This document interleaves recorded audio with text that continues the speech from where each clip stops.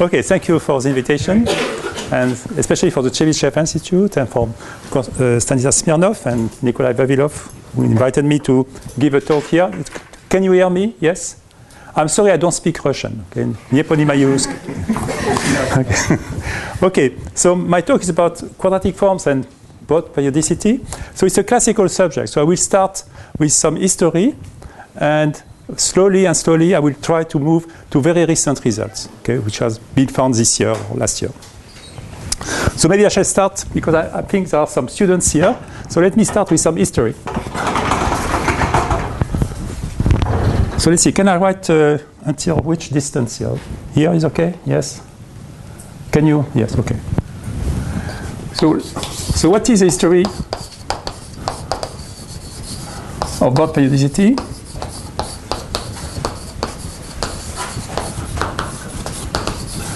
So we're coming back around 1957.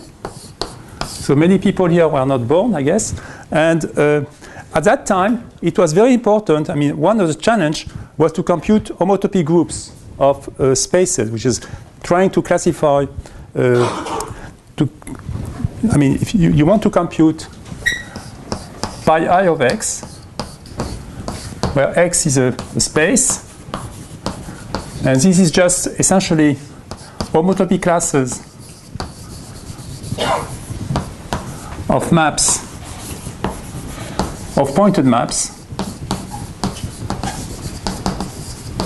from the sphere Si to x.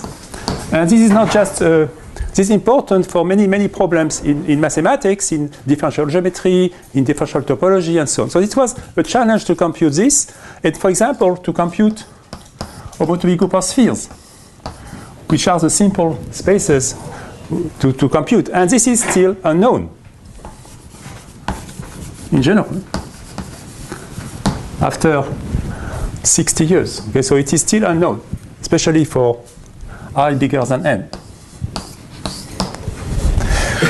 Okay, so I start with something we don't know. Okay, but in 1957, Bott discovered that the homotopy groups of a space which is closely related to spheres, like the orthogonal group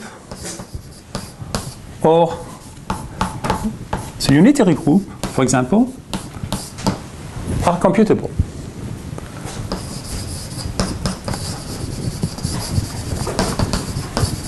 More precisely, from the vibration,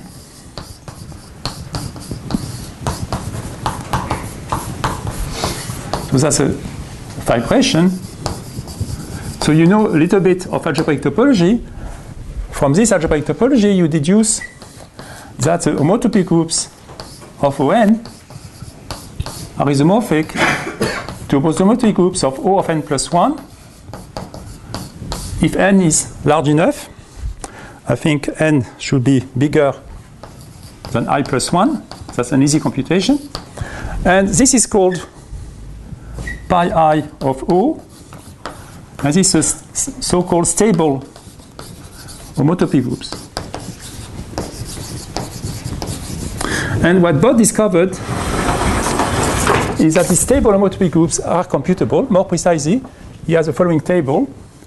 If I is congruent to 0, 1, 2, 3, 4, 5, 6, 7, mod 8, then these homotopy groups are Z mod 2, Z mod 2, 0, Z, 0, 0, 0, Z. So for example, pi I by 252 of O 311. How much is it? So you divide 252 by 8. Okay, so how much is it? Maybe it's easier to take 240 if you want. Ah, okay. So that's pi 4 of O, which is 0. Okay, so that's impressive. Okay, and it. Oh, pi 4. Where is it? Well, it's still zero, No. but then it's still zero. So, yes. And the Bott discovers this result. Well, and he computes the same thing with the unitary group. So in fact, he shows that pi I of un is homomorphic to pi I of u of n plus 1 for n bigger than I over 2, I guess. And these homotopy groups are, so this is stable unitary groups. And this is much simpler. This is 0 for I even, and z if I is odd. And this result, these two results, and more general results, were proved using Morse theory. So in other words, some deep aspect of differential geometry, which is not easy at all. And so it was a challenge for the algebraic topologist to compute this, and it was in fact a Cartan-Moore seminar in 1957-58 to try to prove this result in a purely algebraic way. And this was not so easy. It took 32 talks in a seminar to prove that. Okay. So now these theorems look very mysterious, and many people try to understand this theorem and try to find the relation with quadratic forms. And the first attempt was made by Atiyah, Bott, and Shapiro in 1963. And they discovered a relation between Clifford algebras and Bott periodicity. More precisely, you call Cn the Clifford algebra of Rn with the quadratic form minus sigma of xi squared from I equal 1 to n. So these Clifford algebras were shown to be periodic in some periodicity 8 or so. So if we can put a table, and again, if n is congruent to 0, 1, 2, 3, 4, 5, 6, 7, mod 8, then the Clifford algebra is R, the complex numbers, then the quaternions, and when you move on, you find semi-simple algebra. So I just write the type, in other words, up to Morita equivalence. This is H cross H. H. So when I write H, it's not quite H. It's matrices 2 by 2 with coefficient in H. Okay. And then C, that's in fact 4 by 4 matrices with coefficient in C, if n equals 5. Then it is R, and R cross R. So this is mod 8, and this is up to Morita equivalence.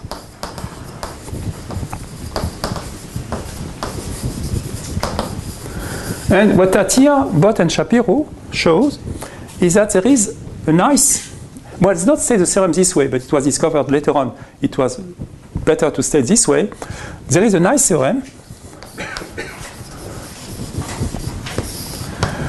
which can be stated this way, that the homogeneous space GL of Cn divided by GL of Cn minus 1 is homotopy equivalent, so it's up to homotopy, it's at the same homotopy type as a loop space of GL of Cn plus 1 divided by GL of Cn.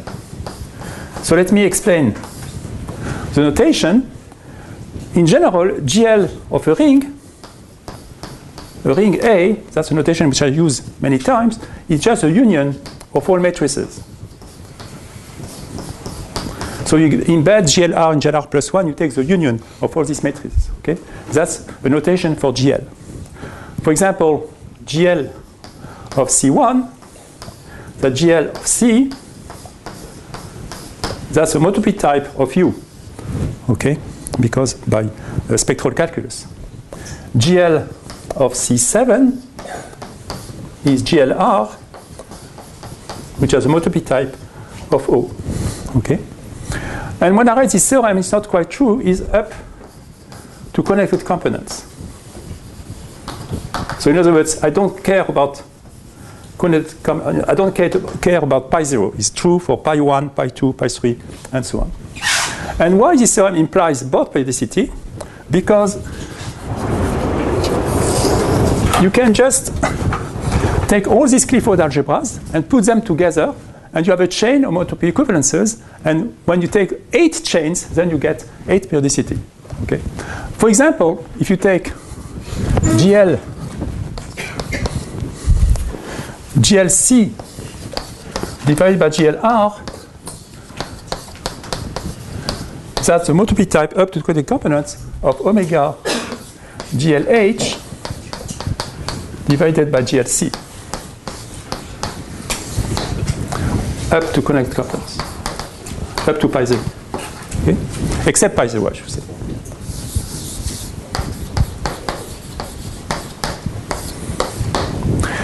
If you don't like general linear group, you can take the classical group, compact groups, and you have U over O as a type of omega of SP over U. Okay, for example. Try to prove this. It's not obvious at all. Okay, this is one of the 8 homotopy equivalences of Bott. In fact, Bott, I should say before, did not prove only this homotopy periodicity, he proved also this kind of homotopy equivalences. So this was known by Bott already using Morse theory. So what Atiyah, Bott, and Shapiro realized, this was related to Clifford algebras. Okay. So why going on now? You have a good, nice interpretation. Why we don't stop here? We don't stop here simply because we are puzzled by this 8 and 2. What happens? So the question, natural question, why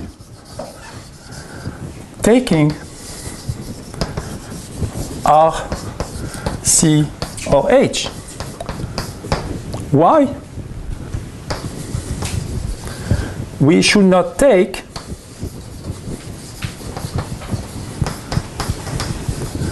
other rings? Or if you don't like rings, other topological algebras. Why you don't take a Banach algebra? Why we don't take a Fréchet algebra? Why we don't take anything? I mean, something more complicated. And what periodicity we shall get? For example, if we take a finite field, what shall we get? For example, finite fields. But then you can ask, well, finite fields, this is not algebraic topology. Okay? So why there is algebraic topology in a discrete world? And this one of the main discovery of algebraic case theory. So let me move to something more recent.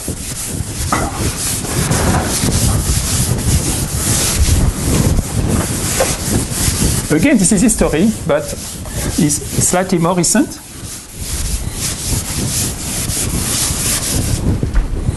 So 2 algebraic case theory.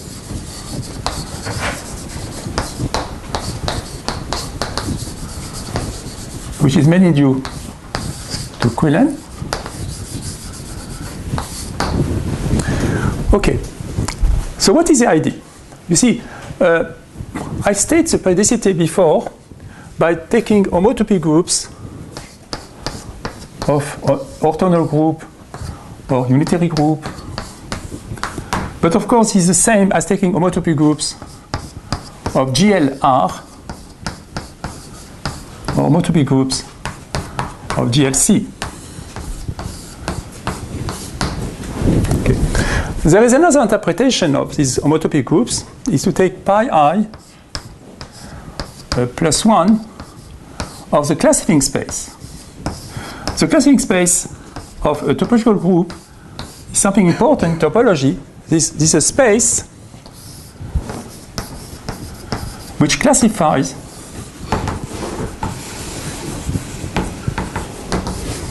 vector bundles. And as was shown by Grothendieck, before Bott, in fact, vector bundles play an important role in case theory. Case theory was not invented yet, okay? But there should be some vector bundles somewhere, okay? And if you have vector bundles, then you want to have classical space. Okay, so now let's move on to Quillen. So now take a discrete ring.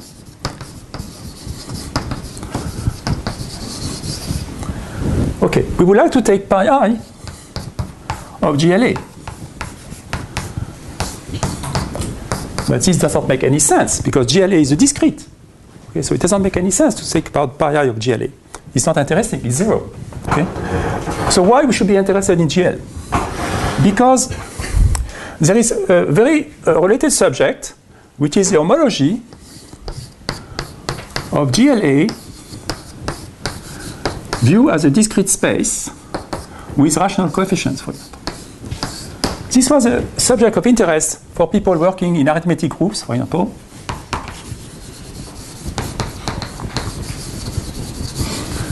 Or simply in algebraic topology.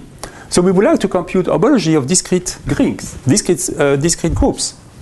And this is related to previous subject because the homology, if you come back to the real numbers or complex numbers, the homology of BGLC with a continuous topology is a symmetric algebra over what we can call K-theory. I will define K-theory in a few seconds. Just define K star of C to be 0 if star is odd, and Z, if star is even, and Z if star is odd.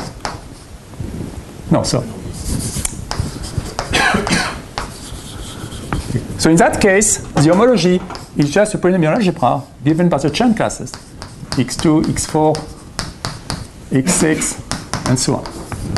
This is at least rationally. Okay? So for example, we don't know this space according to Hopf is the same as the homology of the classifying space. And this is a highly non-trivial subject. Okay, so homology of this is highly non-trivial. For example, Borel computed the homology of BGLZ with a discrete topology, of course, with rational coefficients, and that's an exterior algebra. We generate in dimension 5, maybe SLZ. 5, 9, 13, and so on. Okay? So you get something which is mysterious, which is this exterior algebra in the case of GLZ, for example. And so the idea of Quillen is to say the following.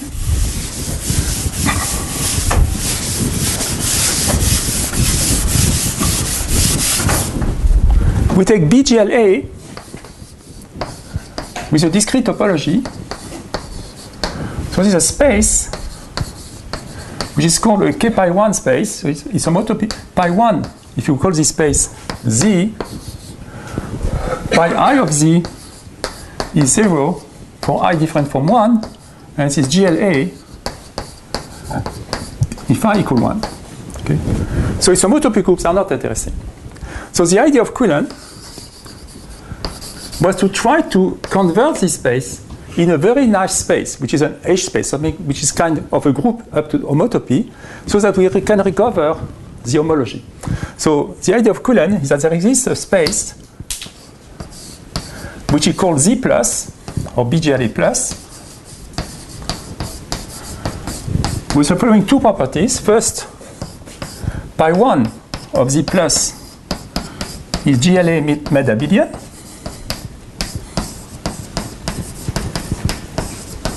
So you kill the commutator subgroup.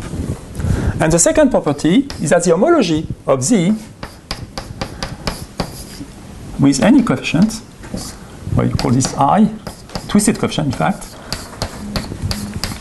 is homomorphic to the homology of Z plus with twisted coefficients. Okay. And he proved that this space Z plus is unique up to deformation, up to homotopy. Okay. And he defined algebraic K-theory, Ki of A, as pi I of BGLA plus. Okay, I was in the audience when Quillen gives this definition in 1970, and I was amazed. And in fact, he showed at the same time that the homology of GLA, which was our main goal, with rational coefficients, is a symmetric algebra in the K-theory space. So in other words, if you know the homology rationally, you know the K-theory, and vice versa, okay, rationally. Okay, and this is algebraic case 3. And now we can try to answer this question. Why taking R, C, and H, and Quillen as the answer, we should take B, GLA plus. As a motor, so in other words, he defined pi I of GLA here, which was a big question mark, as, by definition, pi I plus 1 of B, GLA plus. So that's a substitute for homotopy groups in the discrete situation. In fact, that's kind of algebraic homotopy groups. Okay? In fact, at that time, I also introduced another type of case theory, which is with Villamayor, and Quillen proved they are the same for nice rings. Okay? My definition was using polynomials instead of continuous maps, but Quillen proved that the two definitions were the same. Anyway, that's a good definition of algebraic case theory. Now, let's try to answer this question now. Of course, it's not just a point to give a definition. Quillen gave a lot of reasons why this definition is reasonable. I don't have time to describe this. One has to write many books for that. But his main motivation was a solution of so-called Adams conjecture. I don't have time to explain, but let me just give an example of computation. So if you take Ki of a finite field, so Fq is a finite field with Q elements, this is 0 if I is even, positive, and this is Z over QR minus 1Z if I is 2R minus 1, odd. Okay, so that's the result of Quillen. And then from this result, you see immediately that periodicity fails. What do you mean by fails? We don't have Ki of Fq isomorphic to Ki plus S of Fq for a certain S. This is false. So we have a new case theory, but which is not periodic. Okay? And so this raises the question, maybe we don't take the right, not the right definition, maybe we don't take the right point of view. Maybe we should take something else, because after all, we were talking about the general linear group. But in Bott, periodicity, which is still written in the blackboard, there were other classical groups. So now, we move forwards to introduce the analog of other classical groups, not just a general linear group. And this is what I call Hermitian case. So which is more linked with quadratic forms. You realize that in chapter 2 with Quillen, we forget about quadratic forms. There is no quadratic forms. Okay? So let's try to put the quadratic forms more in the picture. And so what is Hermitian case theory? Maybe I should go back to Grothendieck, because after all, I did not speak about real case theory. I just defined Ki, but I didn't say what is K0. Okay? So Grothendieck, before Bott, defined what we call now K0. You realize we are not defining K0. You see, in this definition of Quillen, I take Ki for I positive. I equals 0 was not taken. So what is K0? Well, K0 is so-called the Grothendieck group, okay, which is the following. You take the set of isomorphic classes of modules, A modules, which are finitely generated. Okay? And this set is a semigroup. And in all classical algebra books, you know how to convert a semigroup in a group, which is called, again, the Grothendieck group. So if I call semigroup T, then you just convert T in a group by taking T cross T, and you divide by an equivalence relation, which is UV equivalent to U prime V prime, if and only if you find a W such that U plus V prime plus W equal V plus U prime plus W. Okay. And the group you get this way is a symmetrized group of T, which is K0. precisely. Okay. So that's the K0 group is constructed with isomorphic classes of modules. Okay. Now, Hermitian K3 is the same gadget, but instead of taking just modules, you take modules with Hermitian forms. So let's do that. So what is a module with an Hermitian form?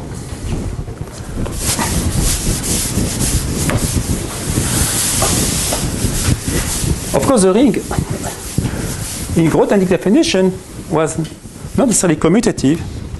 Maybe I should add the ring with unit here.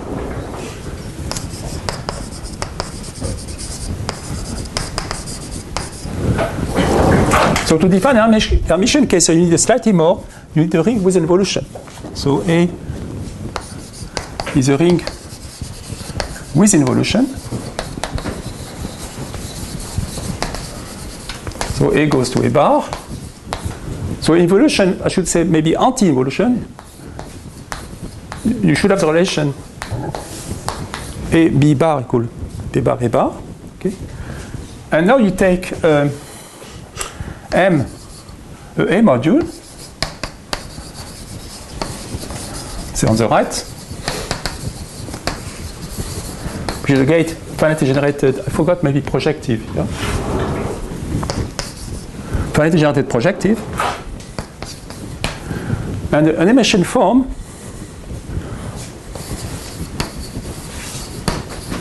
is just a map from M cross M to A, which is, well, I should say epsilon emission form. Epsilon is plus or minus 1.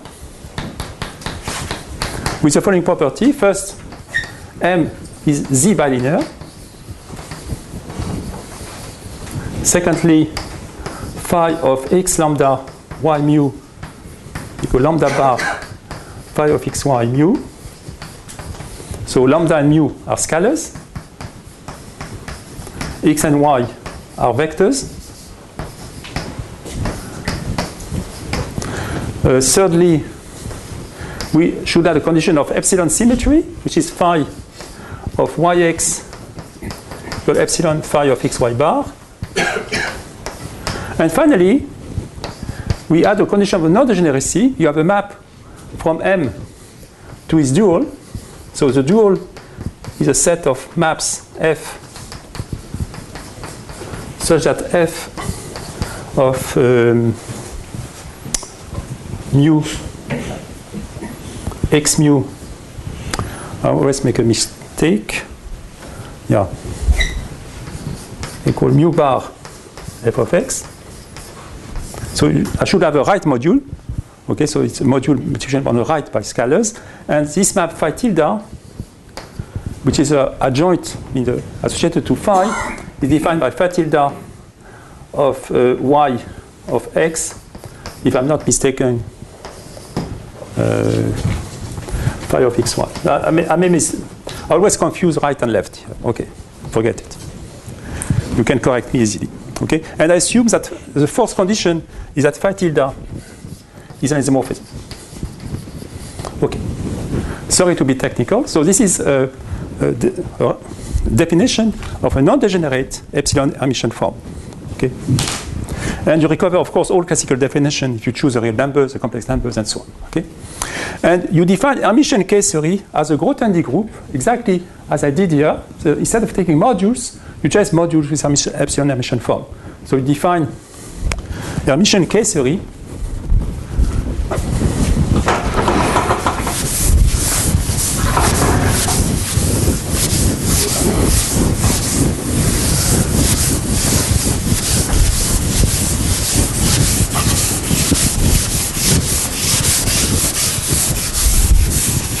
So definition,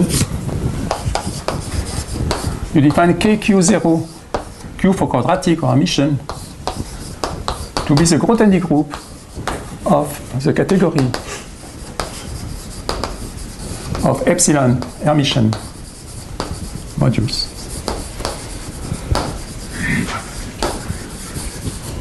I leave you as an exercise for the students that KQ0 of B cross the opposite ring with the obvious involution, just the usual quadratic group. So Hermitian case theory is some kind of generalization of usual case theory. What is more interesting is what is the classical group you can associate. Well, should give another example. I did not give any example, so let's give a classical example, which is a hyperbolic module.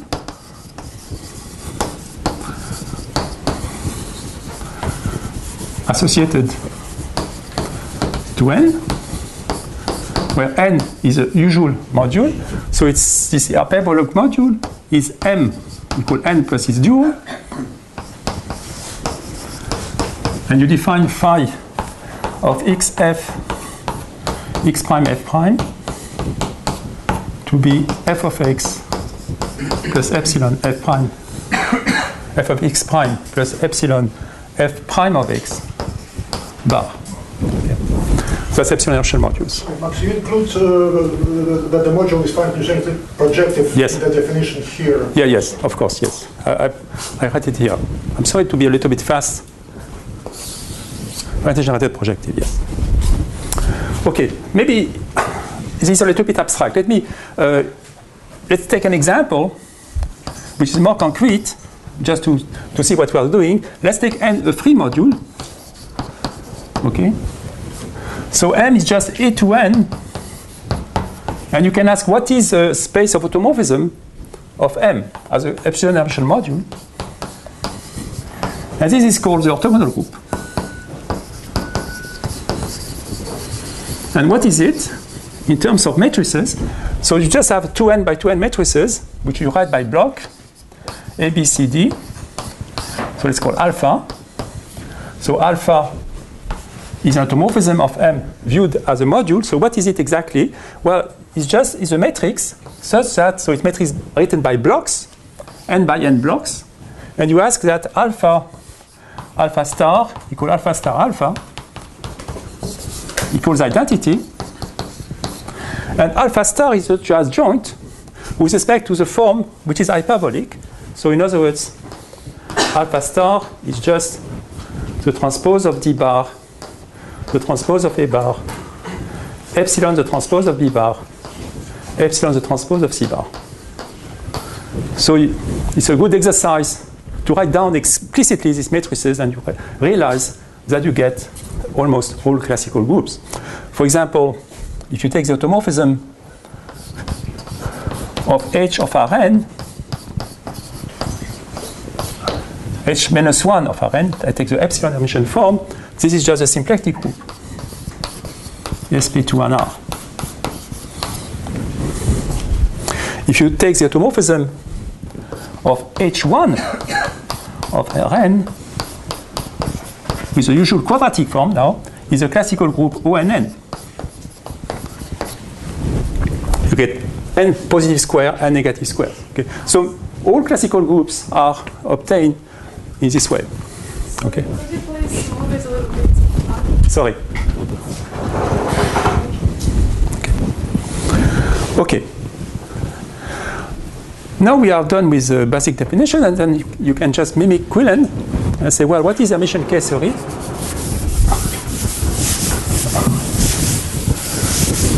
Instead of GL, we take the orthogonal group.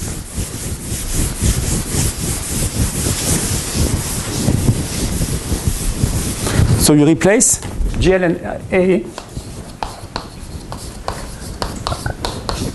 by O2n epsilon A. So again, O2n epsilon A is the set the set of is a group of matrices here. Okay, that's the automorphism as epsilon Hermitian form of H of AN, H epsilon of AN. Okay, so it's 2n by 2n matrices with certain conditions. Okay. Okay, and you define the same analog of GLA. You replace by the infinite orthogonal group, and you mimic Quillen by defining higher Hermitian K groups, KQI of A to be pi I of BO epsilon of A plus So you apply the same idea as Quillen, but you replace GL by the orthogonal group. Okay. Okay. In fact, this definition is not quite nice because we would like to have something more algebraic topology minded. In fact, in more modern terms,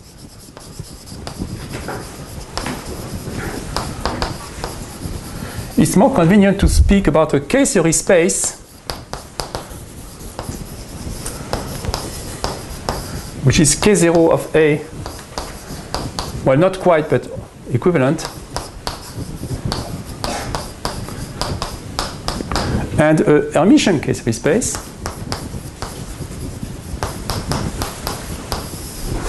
to be KQ0 with a discrete topology cross BO epsilon.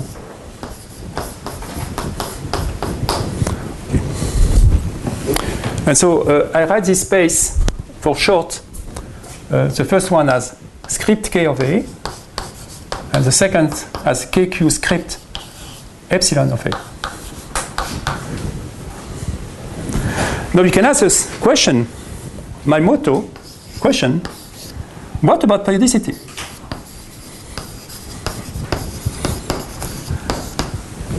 Have you win something or not? The answer is disappointing, not, because simply, I said before that KQ theory, Hermitian K theory, is generalization of algebraic K theory. So if you take KQ of B cross the opposite, then you get K.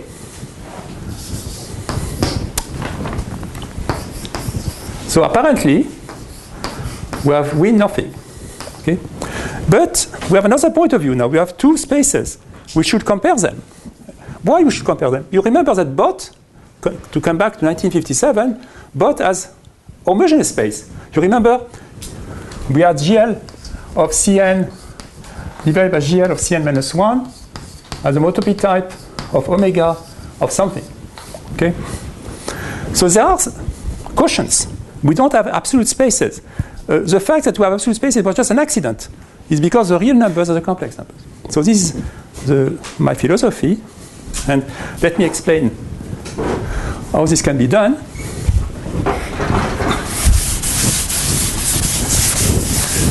We should compare these spaces. We should compare these two theories. Of course, there are two ways to compare them.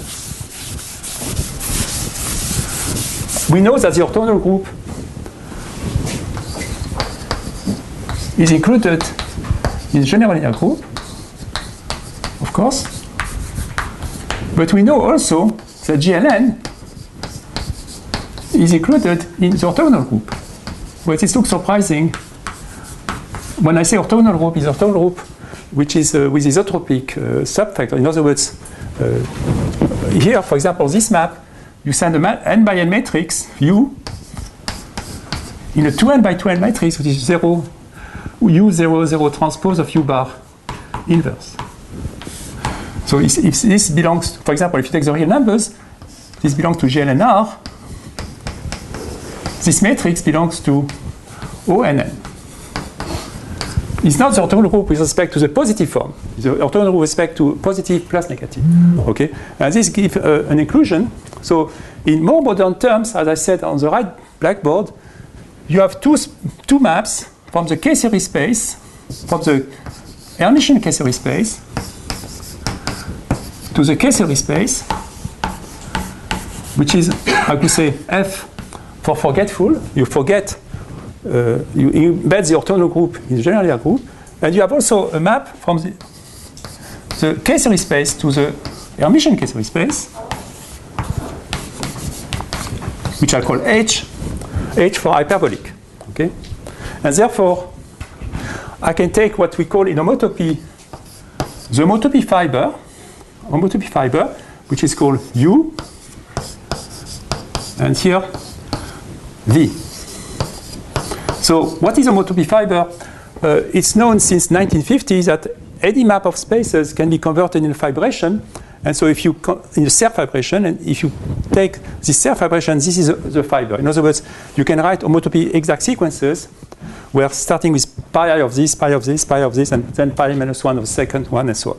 Okay? So this is called homotopy fiber. So this kind of homotopy vibration, and now I state a theorem, which is a fundamental theorem of Hermitian case theory, is that V epsilon of A has the homotopy type of the loop space.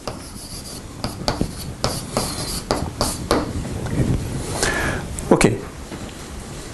This theorem, which already some time, I mean, it was proved by me 30 years ago, or less, okay? And why this theorem is interesting is because, for many reasons. First, maybe I should give examples. Just to look at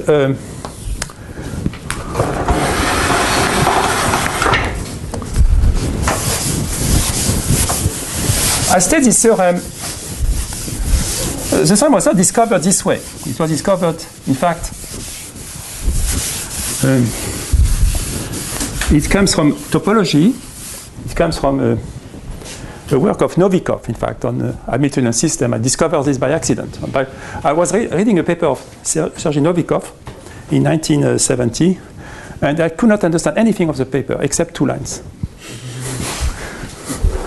These 2 lines were essentially this theorem.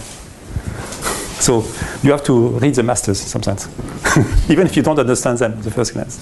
Okay, anyway, of course, we are very far from Novikov now, but just to explain that. So let me explain why this theorem is exactly what we wanted. But let me give an example. Let's take first of all, there is a discrete theorem.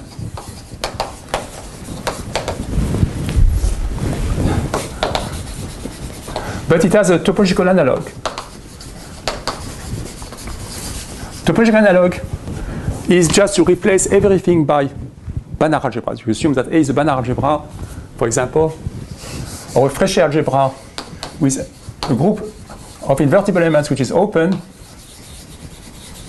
So if you take a Banach algebra with involution, the same theorem is true, but except that instead of taking the plus construction of Quillen, you take the usual classification space, okay, of GLA with the usual topology, orthogonal group, usual topology.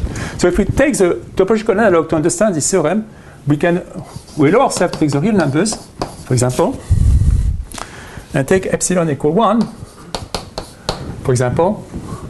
And so what we have, when we write homotopy vibration, in fact, we have something like homogeneous space.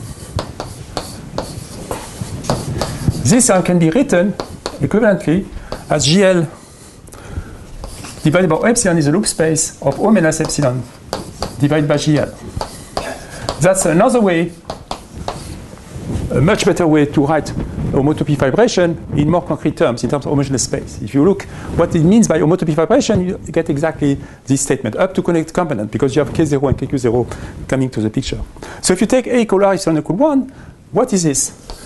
This GL divided by GL cross GL, which is essentially up to connected components, the Grassmannian, GR. And what is this? Well, it's O minus 1, which is a symplectic group, divided by GL, which is GLR. So if you take the compact analog of this, you get the Grassmannian, the homotopy type of the loop space of U divided by O. And that's essentially Maslov index. Okay? If you have a loop on the Grassmannian, this gives you, you take pi 0, pi 1 of U over O is pi 0 of the Grassmannian, which is Z. Okay? That's essentially what you get.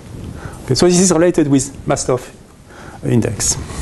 It's just an example.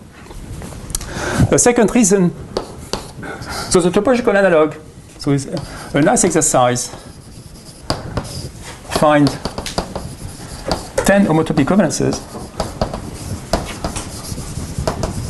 by choosing A to be R, C, H, H prime, because on H you have 2 involutions, and epsilon equal plus or minus 1.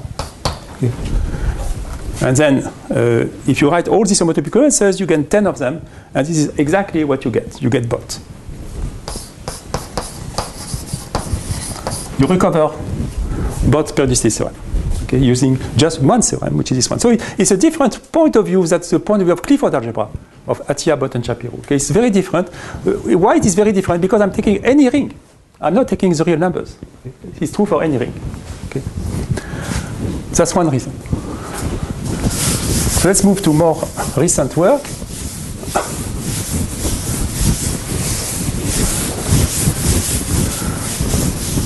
You remember that Quillen was motivated by the computation for homology of groups.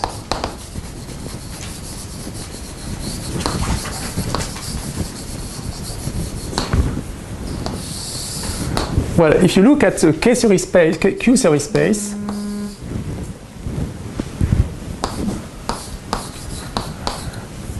in fact, using homotopy theory, if you invert 2 in the space, you make a kind of inductive limit by multiplication by 2 to the n, this space in fact splits in 2 spaces, which is the K series space, the invariance by the transpose conjugate,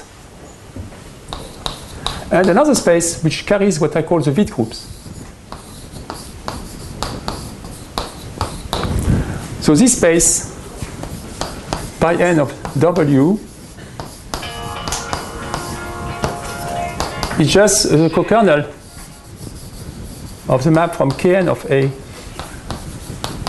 to Kqn given by H. This is called the higher Witt groups.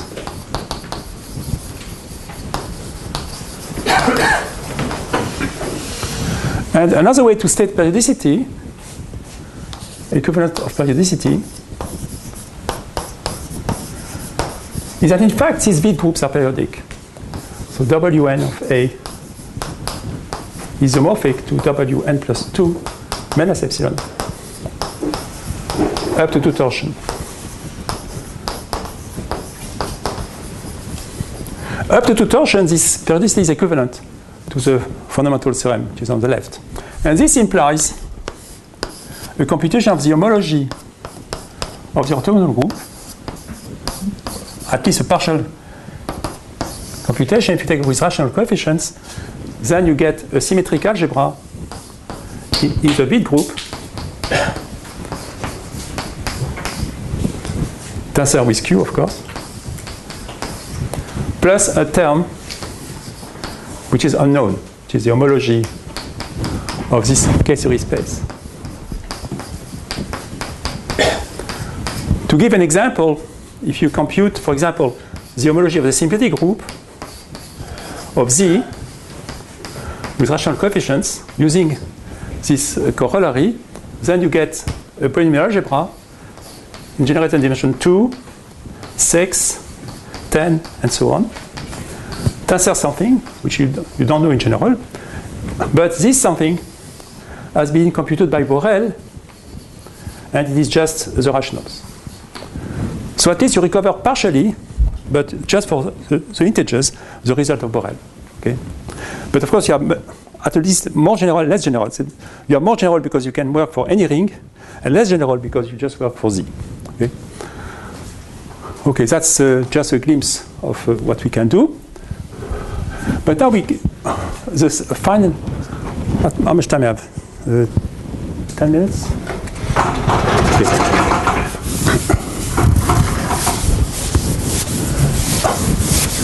I promise in my summary some examples of computations.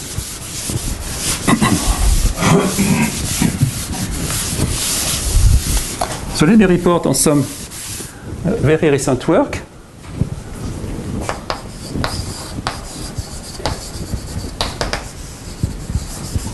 Joint with Verick, Osvar, and Shishti.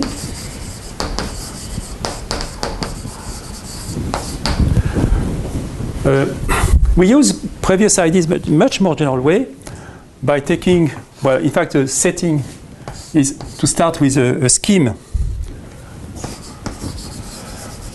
which is Noetherian.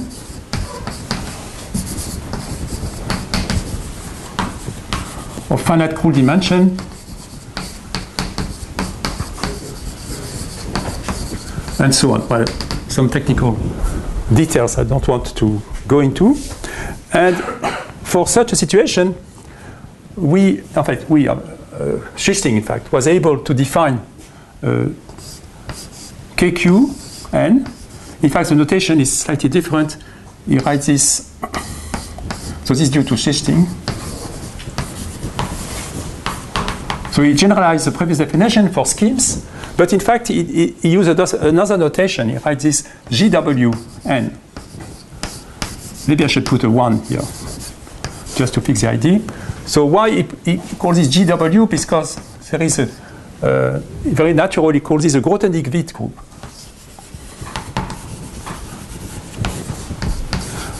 So KQ is just GW, okay, if you want.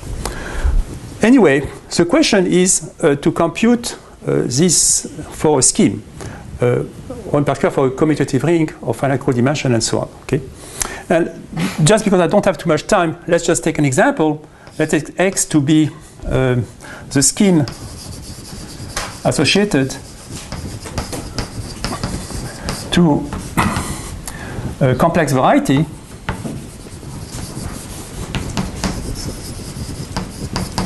of dimension d.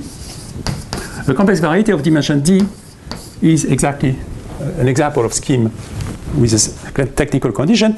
In our theorem, I'm going to state we use étale cohomology of Grothendieck. Instead of étale cohomology, you can use usual cohomology or usual K-theory. And so there is a comparison map between KQ, well, let's take Schichting definition, GWN of X on one side. This is a purely algebraic gadget, algebraic definition.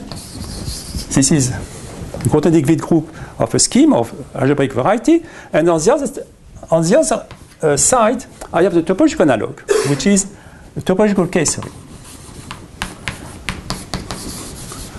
of Atiyah and Hirsebro.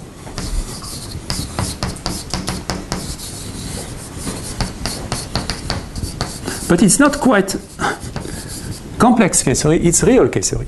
So this is just what is called now KO minus n of X. Because it's the K-theory of real vector bundles. Okay? And the question we try to answer is how far this map is an isomorphism. Can we describe in a purely topological terms purely algebraic vector bundles, if you want, with quadratic forms? And the answer is very much related to work which has been done by Voevodsky, Rost, Suslin, and others. But we have to use a different technology. Here I was taking so far K-theory. I was defining Kn of A, KQN of A, Ki of A, KQI of A, and so on.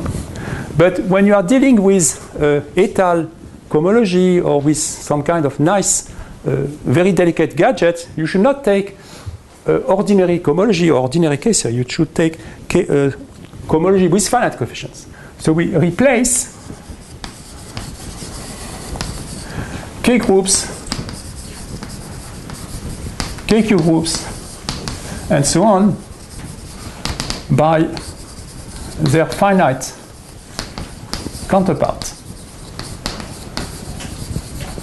So in other words, we take, for example, when dealing with K-theory, we take K-theory with Z mod n coefficients. So what is K-theory with mod n coefficients? It's just a relative K-theory which fits into an exact sequence as usual cohomology with mission by n on both sides. Okay, anyway, this is just technical gadget which we need to state the theorem. And now the theorem is the following. Then the comparison map of GWI of X with Z mod n coefficients is isomorphic to KO. I put an N here, I should put an I. Sorry. to be consistent. So JWI of X model is equal to OKO minus I of XZ model. If I is bigger than or equal to D minus 1, and the map is mono, a monomorphism, if I equal D minus 2. And this implies, in a remarkable way, periodicity again. This implies that the group GWI are periodic, or period 8.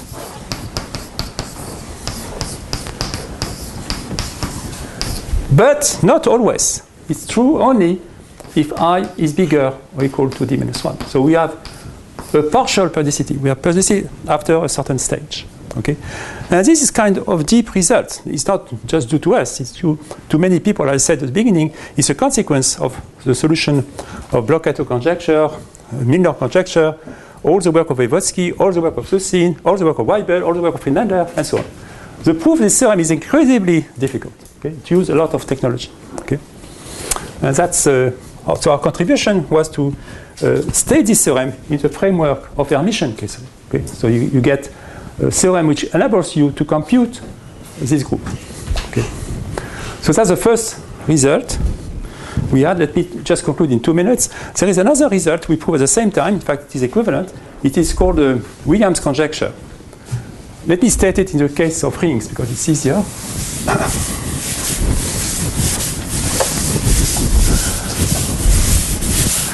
There is an obvious question. We know that the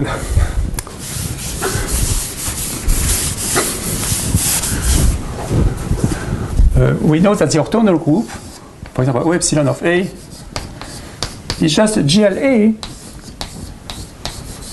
maybe O2n, say. It's just the fixed point set. You have C2 acting on the general linear group, the cyclic of order 2, we sense a matrix alpha. It is a contragradient inverse. A contragradient, sorry. Okay. Okay. The orthogonal group is just the set of matrices so that alpha alpha star equal 1. Okay. So it's just a fixed point set of C2 acting. Okay.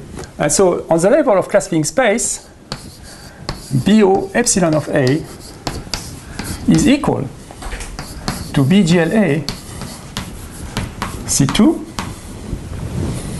And therefore, if we apply the Bloch construction, we have this. And we can put the plus inside, in fact.